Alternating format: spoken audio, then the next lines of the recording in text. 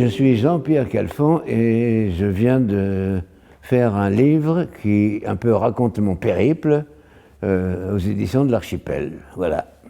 Ça va s'appeler « Tout va bien, maman ». Parce que j'ai fugué de chez mes parents quand j'avais 15 ans et que ma mère, après, comme je suis parti en zigzag dans la vie, ma mère croyait que j'allais finir clochard très vite. Et comme finalement j'ai résisté au temps, eh bien, tout va bien, maman, c'est pour lui raconter, c'est un peu à elle et à mon père et à ma sœur qui sont disparus que je raconte tout ça, quoi. Mon désir, plutôt, c'était de faire de la musique. Et chez moi, je ne pouvais pas faire de la musique, j'amenais guitare, trombone, trompette chez mes parents, ils me viraient. Donc moi, j'ai fugué de chez mes parents. Et quand on est dans la rue, qu'on dort à droite, à gauche, qu'on déboule n'importe comment comme ça, eh bien, on ne fait pas de la musique. Donc petit à petit, comme une boule de billard, j'ai rebondi d'une chose à l'autre. J'ai commencé à suivre là quelqu'un qui allait dans des cours de théâtre. Je n'avais pas d'argent pour prendre des cours, mais ça m'a intéressé et je suis parti avec un danseur qui avait besoin de comédiens pour un spectacle où il y avait des danseurs et des comédiens. Sans avoir encore rien fait, je suis parti avec lui.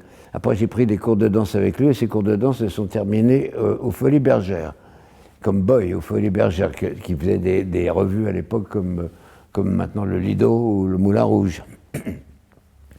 Et là, avec un peu ces premiers sous, j'ai pu prendre quelques cours de théâtre au TNP de Jean Vilar. Et de là, j'ai vu des choses intéressantes, dont une pièce qui m'a beaucoup plu, que passait une scène que passaient des acteurs.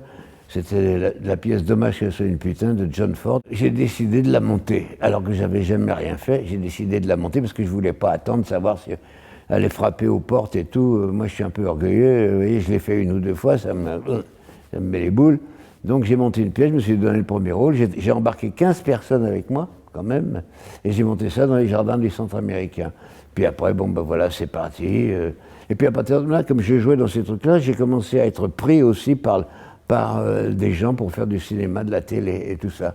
Et là, c'est parti comme ça, et les gens m'ont apprécié. Si j'avais pas été aussi... et dès que j'ai eu 3 ronds, je suis retourné à la musique. Donc si je n'avais pas été aussi dispersé, je pouvais faire une grosse carrière d'acteur. J'en ai fait une sympathique, mais c'est pas une carrière pour moi, c'est un zigzag perpétuel entre la musique, les voyages, les femmes, vous voyez, l'alcool, la drogue et la vie. Et ce que j'essaie de faire dans cette